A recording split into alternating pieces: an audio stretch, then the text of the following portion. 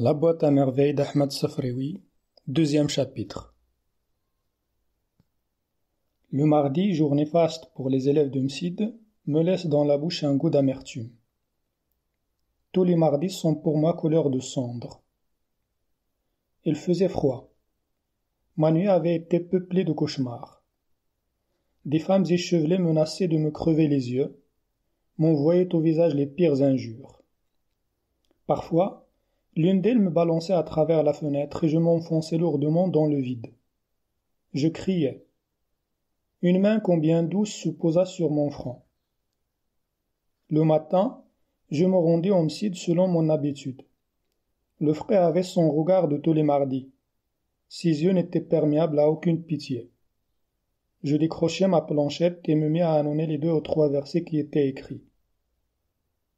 À 6 ans, j'avais déjà conscience de l'hostilité du monde et de ma fragilité. Je connaissais la peur.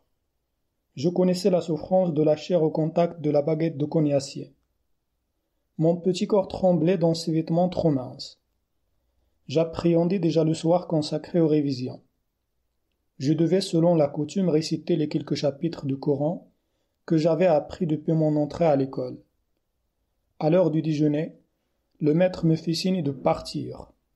J'accrochai ma planchette, j'enfilai mes babouches qui m'attendaient à la porte de Msid et je traversai la rue. Ma mère me reçut assez froidement. Elle souffrait d'une terrible migraine. Pour enrayer le mal, elle avait des tempes garnies de rondelles de papier bleu copieusement enduit de colle de farine. Le déjeuner fut improvisé et la bouilloire sur son braseron entama timidement sa chanson. Lalla Aïcha, une ancienne voisine, vint nous rendre visite. Ma mère la reçut en se plaignant de ses maux tant physiques que moraux. Elle affectait une voix faible et convalescente, s'étendait sur les souffrances de telle partie de son corps, serrait violemment des 2 mains sa tête empaquetée dans un foulard. Lalla Aïcha lui prodigua toutes sortes de conseils, lui indiqua un frère dans un quartier éloigné, dont les talismans faisaient miracle. Je me tenais timide et silencieux dans mon coin. La visiteuse remarqua la pâleur de mon visage. « Qu'a-t-il ton fils » demanda-t-elle. Et ma mère de répondre « Les yeux du monde sont si mauvais. » Le regard des envieux a éteint l'éclat de ce visage qui évoquait un bouquet de roses.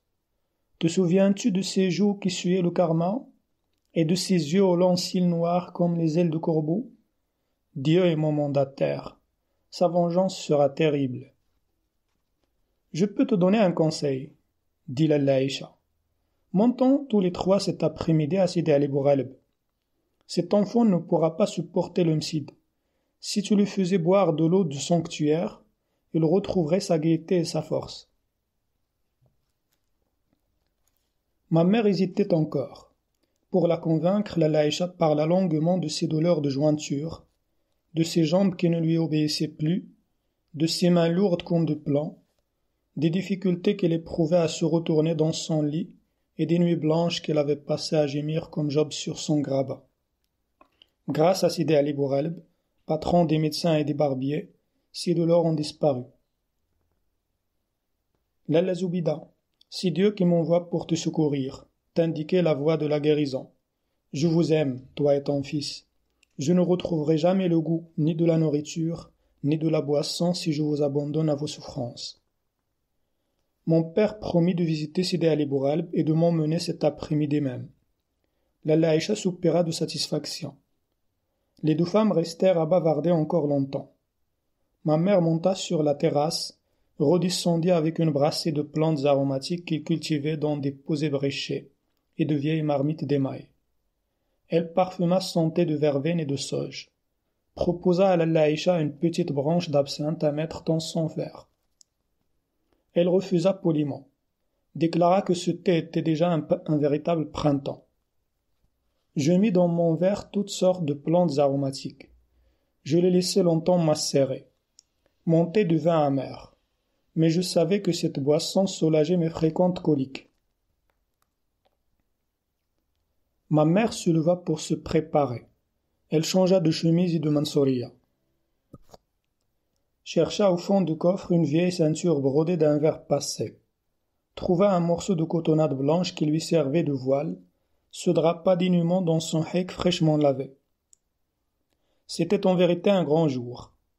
Je droit à ma djellaba blanche et je dus quitter celle de tous les jours, une djellaba grise, d'un gris indéfinissable constellé de taches d'encre et de ronds de graisse. Lalla Aïcha éprouva toutes sortes de difficultés à s'arracher du matelas où il gisait. J'ai gardé un vif souvenir de cette femme, plus large que haute, avec une tête qui reposait directement sur le tronc, des bras courts qui s'agitaient constamment. Son visage lisse et rond m'inspira un certain dégoût. Je n'aimais pas qu'elle m'embrassât. Quand elle venait chez nous, ma mère m'obligeait à lui baiser la main, parce qu'elle était shérifa, fille de prophète, parce qu'elle avait connu la fortune et qu'elle était restée digne malgré les revers de sœur. Une relation comme la Aïcha flattait l'orgueil de ma mère.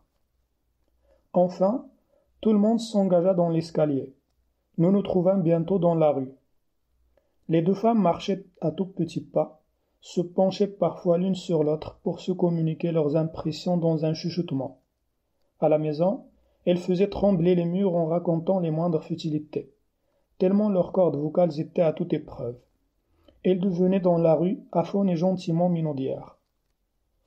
Parfois je les devançais, mais elles me rattrapaient tous les 3 pas pour me prodiguer des conseils de prudence et des recommandations. Je ne devais pas me frotter aux murs. Les murs étaient si sales et j'avais ma superbe djellaba blanche. Je devais me moucher souvent avec le beau mouchoir brodé pendu à mon cou. Je devais de même m'écarter des ânes, ne jamais être derrière eux, car ils pouvaient ruer, et jamais devant, car ils prenaient un malin plaisir à mordre les petits enfants. « Donne-moi la main, me disait ma mère, et 5 pas après, « Va devant, tu as la main toute moite. » Je reprenais ma liberté, mais pour un temps très court. Lalla Aïcha se proposait de me guider dans la cohue. Elle marchait lentement et tenait beaucoup de volume. Un embouteillage ne tardait pas à se former. Les passants nous lançaient toutes sortes de remarques déplaisantes mais finissaient par se porter à notre secours. Des bras inconnus me soulevaient du sol, me faisaient passer par-dessus les têtes et je me trouvais finalement dans un espace libre. J'attendais un bon moment avant de voir surgir de la foule les 2 haïks qui m'acculaient. La scène se renouvela plusieurs fois durant ce voyage. Nous traversâmes des rues sans nom ni visage particulier. J'étais attentif aux conseils de mes 2 guides. Je m'appliquais à me garer des ânes, buter inévitablement dans les genoux des passants. Chaque fois que j'évitais un obstacle, et s'en présentait un autre. Nous arrivâmes enfin au cimetière qui s'étend aux abords de Sidi Ali Bouralib. Jusqu'ici un timide pas d'allégresse. Les tombes couvertes de soucis rougeoyaient au soleil. Ça et là des marchands trônaient derrière leurs pyramides d'oranges.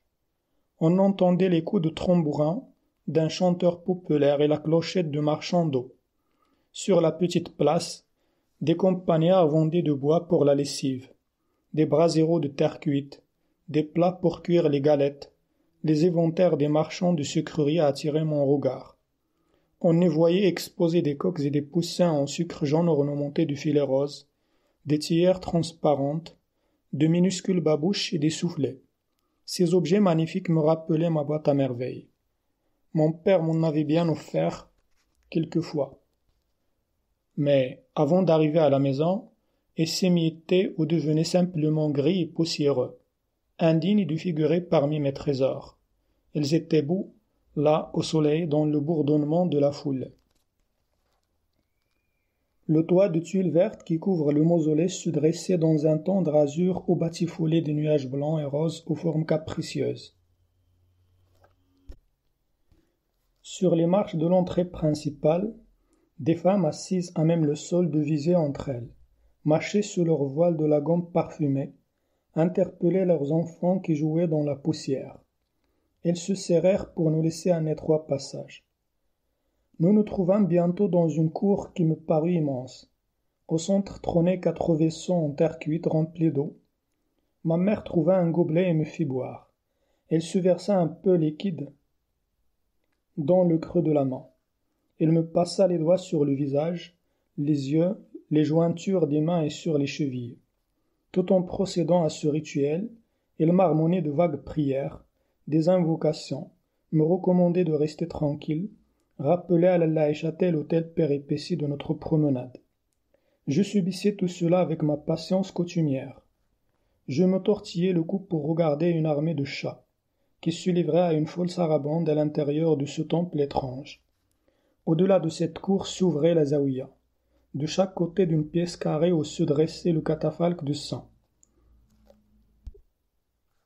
2 portes conduisaient aux chambres des pèlerins. Des gens venus de loin pour se débarrasser de leurs maux vivaient là avec leurs enfants, attendant la guérison. En arrivant devant le catafalque, Lalla Aïcha et ma mère se mirent à appeler à grands cris, le saint à leur secours. L'une ignorant les paroles de l'autre, chacune lui exposait ses petites misères, frappait de plat de la main le bois du catafalque. Gémissait, suppliait, vitupérait contre ses ennemis. Les voix montaient, les mains frappaient le bois du catafalque avec plus d'énergie et de passion. Un délire sacré s'était emparé des 2 femmes. Elles énuméraient tous leurs maux, exposaient leurs faiblesses, demandaient protection, réclamaient vengeance, avouaient leurs impuretés, proclamaient la miséricorde de Dieu et la puissance de Sidi Ali Bouralib. On appelait à sa pitié. Épuisées par leur ferveur, elles s'arrêtèrent enfin. La gardienne du mausolée vint les complimenter sur leur piété et joindre ses prières aux leurs. Vos vœux seront exaucés et vos désirs comblés, dit-elle pour conclure. Dieu est généreux, il soulage les souffrances et panse toutes les blessures. Sa bonté s'étend à toutes les créatures. N'est-ce pas un signe de sa bonté de nous avoir envoyé des prophètes pour nous détourner de la voie du mal et nous indiquer le chemin du paradis? C'est un effet de sa générosité de nous avoir révélé par l'intermédiaire de notre prophète Mohammed, le salut et la paix soient sur lui, sa parole très vénérée qui nous enseigne les vertus capitales, la charité, l'amour des parents, le bienfait envers toutes ces créatures. Ceux qui ont pratiqué ces vertus dans toute leur intégrité deviennent les amis de Dieu et intercèdent en notre faveur. Sidi Ali Bouralib figure parmi les plus dignes. Elle aimait tous les êtres et affectionnait en particulier les chats. Nous en avons actuellement plus de 50. On nous les amène malades, galeux et efflanqués. Peu de temps suffit pour qu'ils retrouvent la santé et la joie. Pour plaire aux saints, nous devons les nourrir et les soigner. Ma mère fouillait dans ses vêtements et ne tarda pas à sortir un mouchoir avec un gros nœud. Lentement, elle le dénoua en s'aidant plusieurs fois de ses incisives. Lalla Aïcha lui chuchota à l'oreille une phrase mystérieuse. Ma mère hocha la tête et offrit à la Muqaddama 2 pièces d'1 franc accompagnées de cette explication. Voici pour moi et pour la shérifa qui m'accompagne.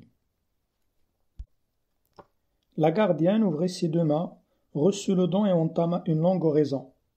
Des femmes arrivèrent de l'extérieur et se joignirent à notre petit groupe pour bénéficier de ce moment de grâce, pour profiter de cette rosée spirituelle qui rafraîchit les cœurs. Lentement, je me glissai hors de cet essaim de femmes pour aller caresser un gros mâteau étalé de tout son long contre le mur.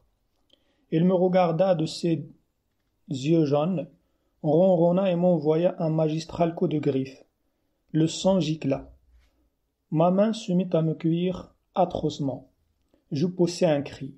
Ma mère se précipita, folle d'inquiétude, bousculant ses voisines, butant dans son haïk qui traînait sur le sol. La blessure me faisait mal et je hurlais sans discontinuer.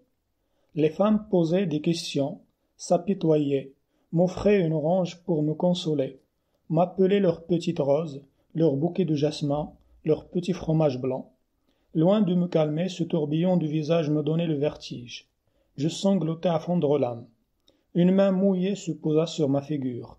Un torchon sécha mes larmes et l'écoulement de mon nez. Le froid de cette main calma mes pleurs. Mais je ne cessais pas de hoqueter le long du chemin de retour. Ma mère me coucha dès l'arrivée à la maison.